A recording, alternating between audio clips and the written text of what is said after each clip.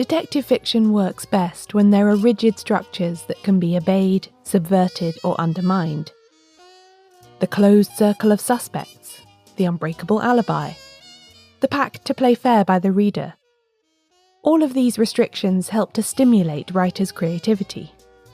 The presence of certain archetypal characters is part of this too, especially in crime writing from the 1920s and 30s. The detective, the Watson, the red herring, the least likely suspect, the elderly miser, the suspiciously hard-up wastrel, and so on, are all very familiar to fans of whodunits from this period. That classic Cluedo formula, Colonel Mustard in the library with the candlestick, didn't come out of nowhere.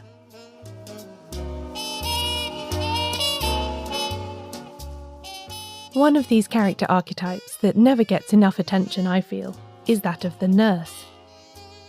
She's a regular presence in Golden Age detective fiction, providing crucial evidence in a poisoning plot, or emerging as an unlikely suspect. But it's not often that she gets to stand centre stage. There's a wealth of fascinating historical change to the nursing profession reflected in these books too, if you only know to look out for it. Today, we're going to work on our Bedside Manner.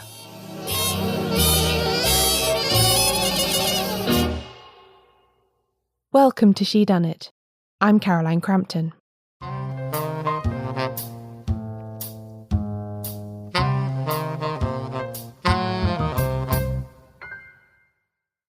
In real life, the role of nurses in Britain was changing rapidly during the period that detective fiction was growing in popularity.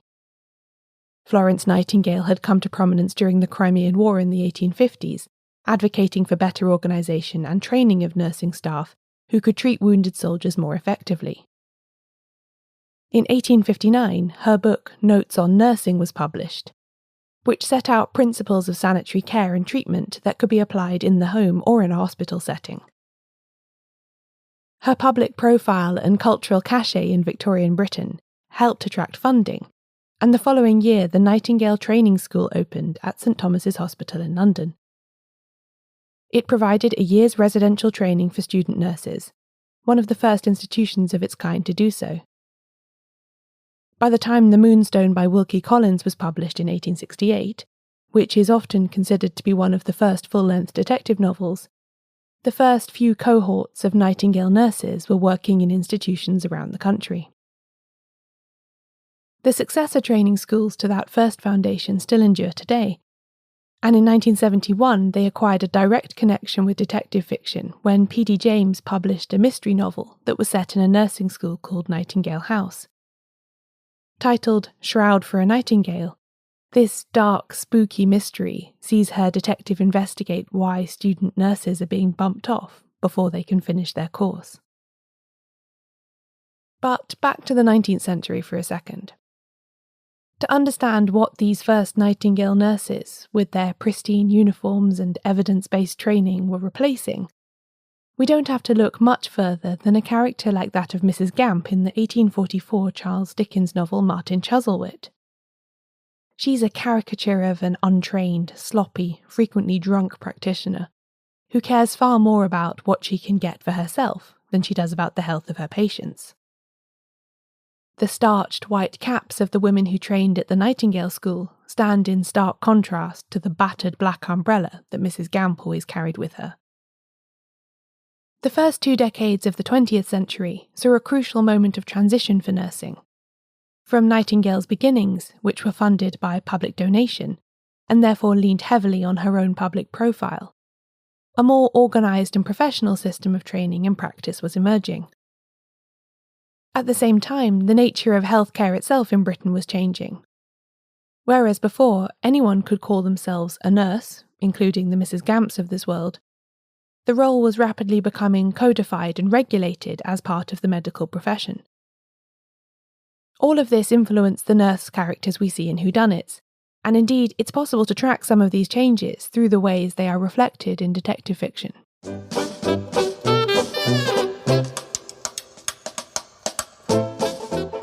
But before we get on to the nurses of detective fiction, let's stay with their real-life counterparts a little longer. How would a young woman even go about becoming a nurse at the start of the 20th century? Well, the usual route would be to train through a hospital, and then there are actually lots of opportunities to work as private nurses, either hired out by the hospital or through nursing associations or agencies. This is Dr. Rosemary Cresswell, Senior Lecturer in Global History at the University of Hull. She's researched the history of nursing and first aid extensively, and is currently working on a history of the British Red Cross. If you've listened to the very first episode of this podcast about surplus women, then you might recognise her voice because she was one of my very first guests. Lovely to have her back again. Being a nurse in 1910, say, didn't necessarily mean that you'd work in a hospital, even if that's where you did your initial training. Yeah, I mean, it could be by this time 3 or 4 years. 3 would be the normal. I think by that time, Nightingale School is training for 4 years. So it's a serious training you'd be expected to get experience in a variety of wards and types of care, whereas prior to Florence Nightingale's influence on the nursing profession from the 1860s, then you might only train with a particular doctor or on a particular ward, so you'd only know particular skills. So training is very different by the early 20th century. The National Health Service in Britain wasn't founded until after the Second World War, and in the couple of decades prior to that, access to free healthcare was still extremely patchy. Wealthy people paid for their treatment privately and tended to prefer to be seen by their doctor at home, away from the risk of infection in public hospitals. But although medicine was changing at this time, there was still plenty of work for nurses in private practice within households. Well, one of the reasons is it's in that period when the middle and upper classes are starting to go into hospital. Before then, they've tried to avoid being in hospital. So they've been treated in their homes. So there's still quite a lot of work in people's homes. But there's also a kind of increasing amount of nurses working in nursing homes as well, and convalescent homes. It's a lot to do with the kind of aseptic care in hospitals from that time. It's a lot more sanitary to be operated on, for example, in a hospital. But there's still examples. I mean, I've looked myself in my own research at nurses being at least questioned in exams on carrying out surgery in the home into the 1930s. So it's a period of transition still, whether the wealthier classes are going to go into hospital or try to be treated at home. Readers of detective fiction set around this time will be quite familiar with the nurse who is hired to live within a middle or upper class household to provide treatment to someone who is sick. Think of Unnatural Death by Dorothy L. Sayers, for instance, where elderly cancer patient Miss Dawson is tended to by a combination of the live-in professional nurse and her own niece, who also has formal training. Or of Sad Cypress by Agatha Christie, where Nurse O'Brien looks after Mrs. Wellman in her own home after she's had a stroke. Or there's The Blue Geranium, a story from the first Miss Marple collection, The 13 Problems, in which the invalid Mrs. Pritchard is looked after by a succession of private nurses, many of whom suspect that their patient doesn't really have any physical ailments, but rather only mental ones. Since detective stories quite often revolve around a crisis of health for one or more characters, either because of an attack of some kind, like a poisoning, or because a natural death is imminent that will kick off a question of inheritance, nurses are a regular presence. At a time when it was by no means the norm that women worked outside the home, nursing was a vocation that was deemed socially acceptable, even for well-off young women to adopt. All the work that Florence Nightingale and her Victorian contemporaries had done to establish nursing as being about sanitary care and well-being had paid off, because the role of the nurse had acquired a sense of virtue and respectability. Still, as Rosemary says, it's not as if debutantes were flooding the wards all at once.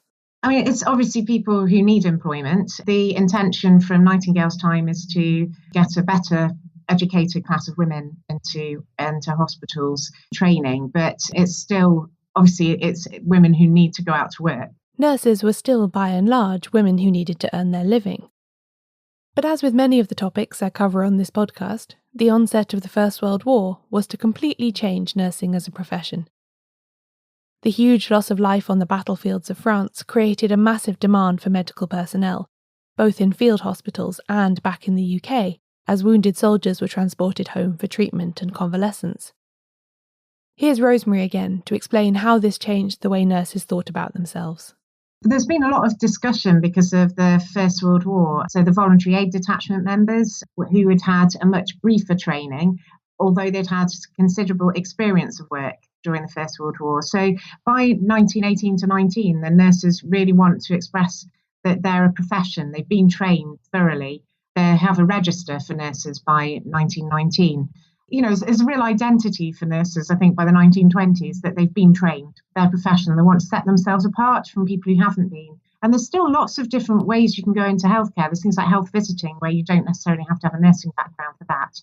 These professions are starting to kind of have that training identity very specifically, which I think midwifery's had from 1902. So nursing is a little bit behind that because of all the debates about how do you say who's a trained nurse. When we first meet Tuppence in Agatha Christie's The Secret Adversary from 1922, she has just been discharged from her role in the voluntary aid detachment. Among other things, as a VAD, she'd worked in a hospital as an auxiliary to the nursing staff, mopping floors, peeling potatoes and refereeing fights between matrons about boiled eggs, as she memorably describes in the novel's opening scene. She clings to her job like a limpet for months after the armistice, but is eventually dispensed with as the hospital goes back to a peacetime footing, a dismissal that ultimately plunges her into the mystery that makes up most of the book. Even though Tuppence doesn't make a long-term career as a nurse, her years working as a hospital ward maid had a great influence over the rest of her life, just like Christie's own time as a VAD dispenser at the hospital in Torquay that I covered a couple of episodes back. Nursing, whether as a professional engaged in a private capacity or as a volunteer during the war, was an important shared experience for many of the women who lived through the First World War. After the armistice in 1918 and the flowering of detective fiction that followed, it makes sense that the nurse as a character was present in plenty of those stories. Readers of all kinds would have recognised her very well. And there'll be more on that after the break.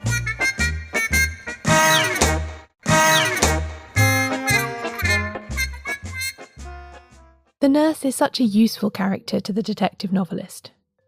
The role comes with connotations of all that is nurturing, compassionate and womanly, which can either make her a foil for evil elements elsewhere in the story, or provide a handy facade for a murderer in need of a disguise. The classic uniform of a nurse in the early 20th century, with its folded and starched white cap covering the hair and some of the face, can make her an anonymous figure. Did a witness really see a nurse they knew, or just someone else wearing the same outfit? And on top of these outer characteristics, her training gives the nurse a command of detail and plenty of experience in reading people. The private nurse working within a middle-class household also occupies a strange position, neither quite one of the family, nor one of the servants. Like a governess or companion, she inhabits a liminal space in which her education and training command respect, but she's still a working woman who is paid to be there, rather than an invited guest or an equal. As such, she can observe moments from which a housemaid would automatically be excluded, and access parts of the house at odd times of the night, under the cover of fulfilling her duties. Now, I won't spoil the plots of any of the stories that I'm about to mention, but I'm sure you can see from what I've outlined there how a nurse is perfectly equipped both to commit a clever murder and to be the detective who uncovers such a plot. Detective novelists have used this character in both ways with great success. And although I'm not going to reveal any solutions, I just want you to keep in mind that these characters cut both ways. The nurse as detective has a distinguished pedigree, going back as far as Grant Allen's Hilda Wade from 1899. She's a brilliant sleuth who solves medical mysteries with the help of her almost supernatural-seeming intuition. Although, as my guest laid out in the Victorian Pioneers episode of this podcast, what seems supernatural in a woman is considered just natural intelligence in a man like Sherlock Holmes. Allen actually died before finishing Hilda Wade, having dictated the final scenes from his deathbed to his friend Arthur Conan Doyle, who polished it up before publication. As Rosemary explained earlier, Hilda Wade is working at a time when nursing isn't quite yet a formally recognised profession, and there is also a sense with her character that if it was easier for a woman to become a doctor, she would be doing that instead. Still, it's a great book, and I highly recommend Hilda Wade as the matriarch of all the nurse sleuths who followed. The writer Mary Roberts Reinhardt, sometimes called the American Agatha Christie, trained as a nurse in Pittsburgh herself, graduating in 1896. She married a doctor and worked with him on surgical cases until financial hardship forced her to take up writing as well for an extra source of income. Unsurprisingly, she drew on her own professional experience for plenty of her books, and one of her most memorable creations is the private detective Hilda Adams, also known as Miss Pinkerton. A trained nurse, Adams is recruited in the first story, 1911's The Buckled Bag, by one of her patients who's a police detective. He's impressed by her competence and discretion, and of course quickly grasps the potential of having a detective who is also a nurse, and can use her dual role to gather evidence for tricky cases. And it works. In the 5 Hilda Adams stories, she uses that ambiguous role of private nurse in a well-to-do household to gather clues and crack tough cases.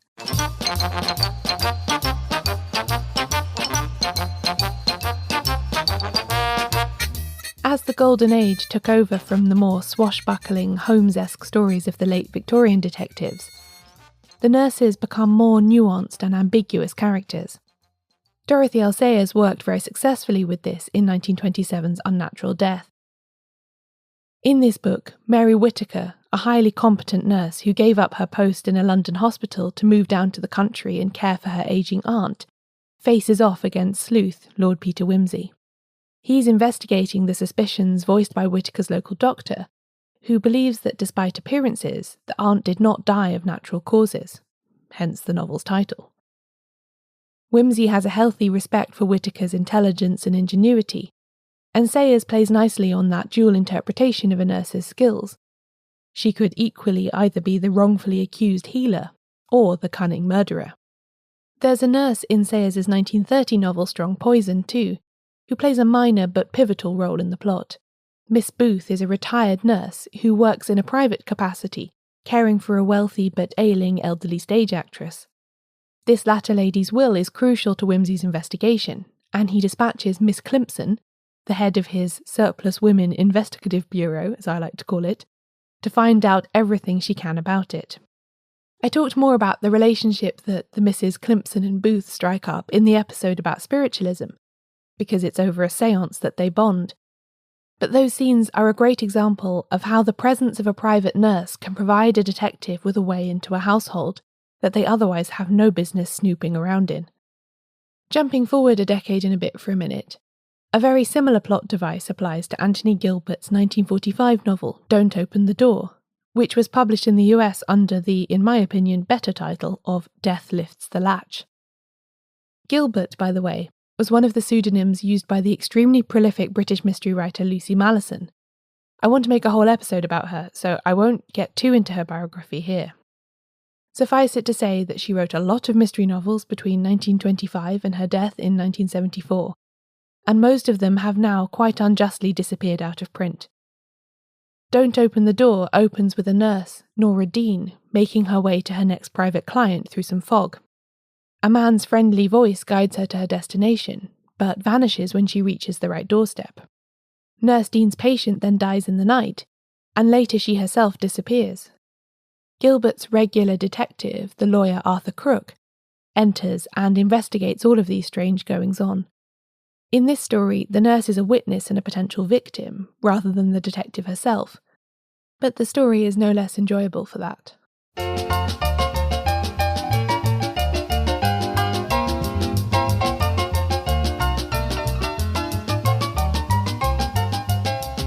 Beyond the world of private nurses, there are a couple of notable examples where the nurse in a whodunit is a district nurse, responsible for caring for patients in a rural area. I already mentioned Sad Cypress by Agatha Christie from 1940, which features Nurse Hopkins, a well-known figure in the local community where the death of an elderly lady has recently taken place. She's one of the people present during a tea party that results in the novel's second death, and her evidence about some medical terminology is ultimately key to Poirot cracking the case. Later, the 1955 novel Scales of Justice by Nio Marsh uses the observations of District Nurse Kettle to frame the whole narrative. The story opens with her pen portrait of the village of Swevenings and its inhabitants, and ultimately closes with a similar recollection, with crucial updates after the events of the whodunit have unfolded. Class is one of the big themes in this story, but the nurse moves easily between different households, and can therefore see more of what goes on than an ordinary character would. As I've talked about before, institutions like schools with regular timetables and routines work very well as settings for murder mysteries, and the same goes for medical establishments like hospitals, clinics, and nursing homes. Marsh actually wrote a novel entirely around the latter premise called, unsurprisingly enough, The Nursing Home Murder. It was her third book, published in 1935, and sees her sleuth Roderick Allen investigate a case of what we might now call medical malpractice. A British MP is taken ill with appendicitis while speaking in the House of Commons and rushed to a nursing home for treatment. He dies shortly after the operation, and his wife becomes convinced that someone used the appendectomy to kill her husband in a plausible and hard-to-detect manner. The surgical team, which includes several doctors and nurses, all come under scrutiny as potential suspects, and their special roles in the operating theatre are examined for their potential for murder. As a closed-circle story with lots of period medical details, this one can't be beat, I think. It's also worth mentioning the Cherry Ames books, beginning with Cherry Ames' Student Nurse by Helen Wells, which was published in 1943. This is the start of a really popular American mystery series, in which Cherry, a sleuth rather in the Nancy Drew mould, solves mysteries in the hospitals that she works in. They're not really golden age, and are more of a crossover with the kind of girls' fiction popular in the 1940s, but they are still lots of fun, and a good illustration of why the hospital setting can work well for mystery plots. Christiana Brand's Green for Danger shares some plot similarities with Nia Marsh's novel, although her story is set in a hospital during the Second World War.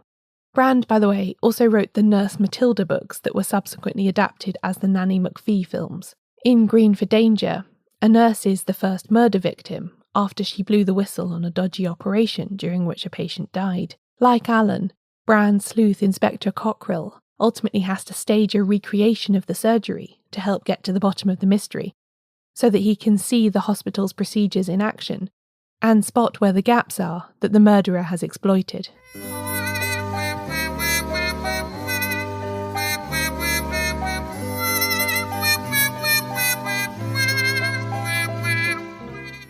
The more I've thought about nurses in detective fiction, though, the more I come back to the double-edged nature of their role. All medicine relies on trust, because the patient must trust that those treating them are trying to help, not harm. We put our faith in science, and those who have spent their professional lives delivering care based on it. But in the context of a murder mystery, you can never be quite sure.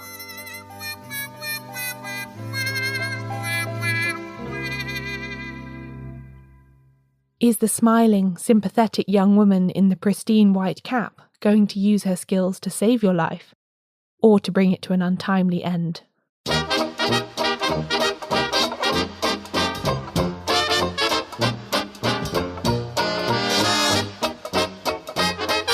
This episode of Shedunnit was written and narrated by me, Caroline Crampton.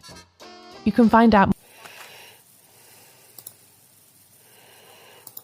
are also transcripts of every episode. Shedunnit is edited by Euan MacAleece. Production assistance from Leandra Griffith. Member support for the Shedunnit Book Club from Connor McLoughlin. Thanks for listening. I'll be back soon with a new episode.